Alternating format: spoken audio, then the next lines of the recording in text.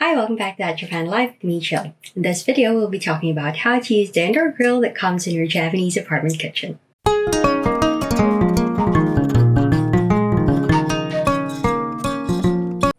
Most Japanese apartment kitchen system comes with a grill that is located just below the stove and looks like this one.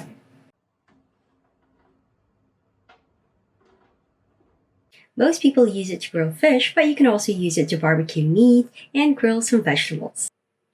To start using, make sure that you put some water into the tray. This is a very important step that you should not miss in order to make cleaning the tray and the grill easier, and also to make sure that you are cooking and grilling safely. You can put the food you want to grill directly on top, or you can also put foil in order to make cleaning easier. Once you're ready to get grilling, just close the grill, turn on by using this switch, usually indicated by the symbol of a fish. Why a fish? Because most people use the grill to grill fish.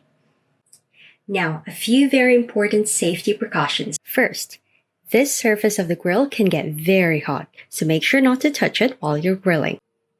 Also, heat from the grill will be released here, so make sure that you don't put anything on top of it to avoid fire hazards.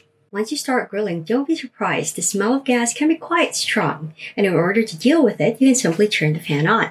The fan is usually located just on top of your stove and looks like this one. To use it, you can choose between two modes, the weaker one and the stronger one. You can turn it on just by pressing, and if you want to turn it off, then just press this symbol.